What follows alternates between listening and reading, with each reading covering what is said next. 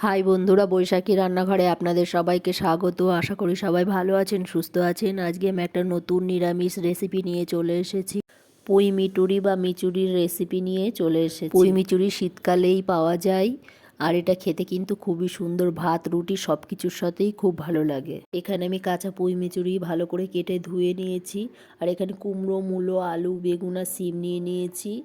আর এখানে পাঁচফোড়ন, তেজপাতা, বিউলির ডাল ফোড়ন দেওয়ার জন্য, আর বড়ি নিয়েছি। কড়াই গরম করে সর্ষের তেল দিয়ে দিয়েছি। এবার বড়িগুলো ভেজে নেব। প্রথমে আমি বড়িগুলো লাল লাল করে ভেজে নেব।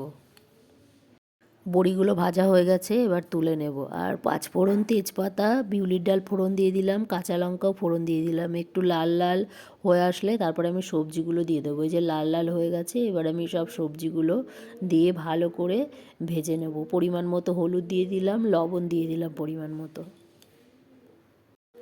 সবজিগুলো ভালো করে লবণ হলুদ সঙ্গে ভালো করে মিশিয়ে নিলাম। এবার আমি ঢাকা দিয়ে দেব। এই যে আমি ঢাকা দিয়ে দিয়েছিলাম, ঢাকনাটা খুলে আবার একটু নেড়ে নিলাম। হাফ সিদ্ধ হয়ে এসছে। এবার আমি পুঁই মিচুরিগুলো দিয়ে দিলাম। পুঁই মিচুরিগুলো দিয়ে পুঁই মিচুরিগুলো সবজির সাথে ভালো করে মিশিয়ে আবার আমি ঢাকা দিয়ে দেব। আবার 5-6 মিনিটের জন্য ঢাকা দিয়ে দেব। এই যে আমি 5-6 মিনিট হয়ে গেছে, ঢাকনাটা খুলে নিয়েছি। এই দেখুন প্রায় সিদ্ধ হয়ে গেছে, অর্ধেকের বেশি সিদ্ধ হয়ে গেছে। এবার আমি অল্প একটু জল দিয়ে দেবো। খুব বেশি জল দেবো না, অল্প একটুই জল দেব। জল দিয়ে আরও 3-4 মিনিটের জন্য ঢাকা দিয়ে দেব। এই যে ফুটে উঠেছে, ঢাকনাটা খুলে নিয়েছি। এবার আমি ধনে আর জিরের গুঁড়ো দিয়ে দিলাম, আর বড়িগুলো ভেঙে দিয়েছি, ভাজা বড়িগুলো দিয়ে ভালো করে আরও 2-3 মিনিট রান্না করে নেব। ধনে আর জিরেটা আমি ভেজে গুঁড়ো করে নিয়েছি। শুকনো হয়ে এসেছে, আর সমস্ত সবজি পুঁই মিচুরি সবই ভালোভাবে সিদ্ধ হয়ে গেছে।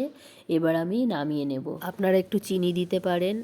পুঁই মিচুরির চচ্চড়ি রেডি হয়ে গেল। এই যে একদম শুকনো হয়ে এসেছে, এবার আমি নামিয়ে নেব। এই যে পুঁই মিচুরির চচ্চড়ি রেসিপি তৈরি হয়ে গেছে। এটা পুরো একটা নিরামিষ রেসিপি। এই রেসিপিটি আপনাদের যদি ভালো লেগে থাকে একটা লাইক কমেন্ট শেয়ার করবেন। আর আমার এই চ্যানেলে যেই বন্ধুরা নতুন, সাবস্ক্রাইব করে দেবেন, পাশের বেল আইকনটি প্রেস করে দেবেন নতুন নতুন রেসিপির ভিডিও পেতে।